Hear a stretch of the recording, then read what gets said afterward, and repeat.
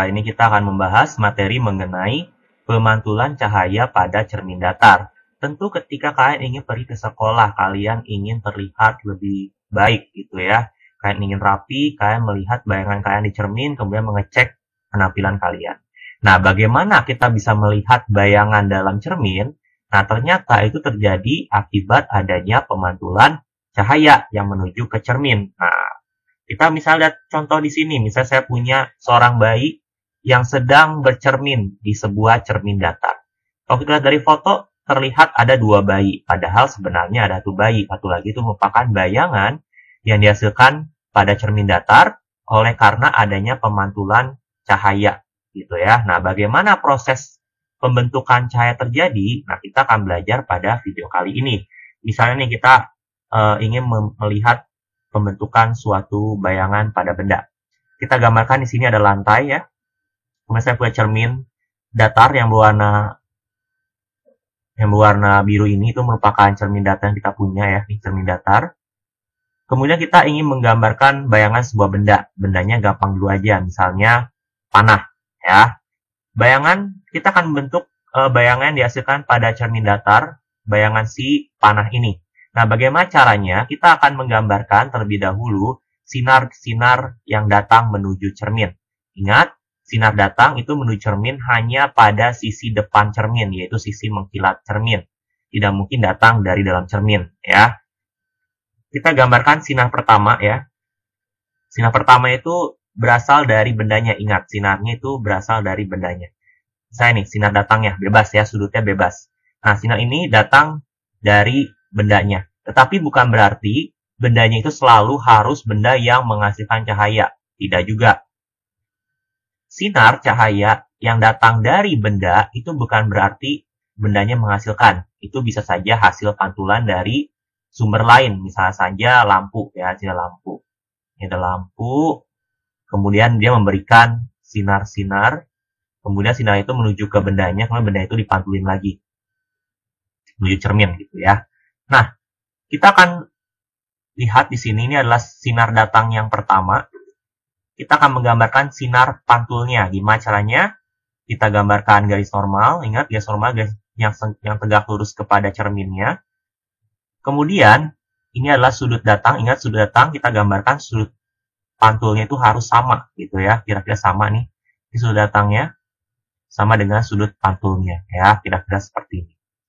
Nah, kemudian kita butuh sinar kedua ya, bebas sudutnya. Misalnya saya mau sudutnya seperti ini. Sinarnya itu menuju ke cerminnya tegak lurus. Nah, bagaimana sinar dipantulkan? Nah, ingat gambar garis normal. Nah, maka kita bisa lihat nih, wah, mereka sejajar. Berarti sudut antara sinar datang dan garis normal itu 0 derajat. Berarti sudut pantulnya juga 0 derajat. Berarti dipantulkan balik seperti ini. Ya. Kita bisa melihat di sini, saya punya dua sinar pantul ya. Sinar pantul yang pertama yang di sini. Ini sinar pantul yang kedua yang di sini. Mereka tidak bertemu ya. Kemudian mereka bertemu di mana? Bertemu dalam cermin, yaitu adalah perpanjangan dari sinar pantulnya. Jadi sinar pantulnya ini kita perpanjang ya. Kita gambar kepanjangannya seperti ini ya. Ini sinar pantul yang pertama kita perpanjang sampai dalam cermin, tapi perpanjangan itu harus digambar dalam garis putus-putus. Ya. Kita gambarkan juga perpanjangan sinar pantul yang kedua seperti ini ya. Kita perpanjang ke dalam cermin. Maka mereka bertemu dalam cermin seperti itu ya. Ini disebut sebagai perpotongan sinar. Ini adalah perpanjangan sinar pantulnya. Ya, mereka bertemu di satu titik. Berarti ini adalah bayangannya. Ya, kalau kita perhatikan ya, sinar datangnya itu berasal dari ujung panahnya, berarti pertemuannya juga itu merupakan ujung panahnya seperti ini. Kita akan lihat di sini beberapa sifat ya, itu kita sudah berhasil membentukkan bayangan ya. Ini bayangannya nih, ini bayangannya. Saya tuliskan bayangannya. Sifat bayangan pada cermin datar. Yang pertama adalah maya. Dia itu nggak nyata bayangannya, tapi maya. Nah, bedanya apa? Kita akan lihat setelah ini. Yang kedua adalah tegak.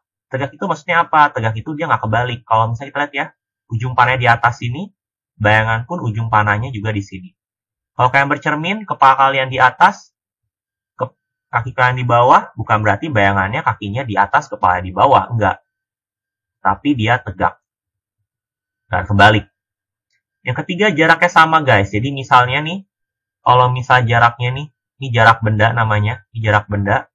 Saya sebut sebagai S ya, jarak benda. Itu misalnya 10 cm lah misalnya.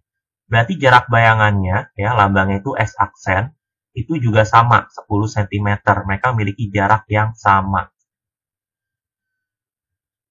Yang keempat, ukurannya sama. Jadi kalau misalnya tinggi bendanya 5 cm, tentu bayangannya juga dia 5 cm. Kalian bisa lihat sini tinggi benda bayangannya sama. Dan yang terakhir adalah dia terbalik kanan-kiri. Artinya, kalau kita misalnya lihat nih, bayi ya, ini mata kanannya nih, terus dipantulkan di sini adalah mata kirinya si bayangan. Jadi, mata kanannya bayi itu, kalau dipantulkan itu malah justru mata kirinya si bayinya. Itu ya, bayangan bayinya. Jadi, terbalik dia kanan-kiri. Nah, kita akan melihat apa sih bedanya bayangan nyata dan bayangan maya. Bayangan nyata itu merupakan bayangan yang bisa ditangkap oleh layar. Ya, kuncinya itu bisa ditangkap oleh suatu layar. Itu merupakan perpotongan dari sinar-sinar cahaya secara langsung. Kalau maya, itu tidak bisa ditangkap oleh layar.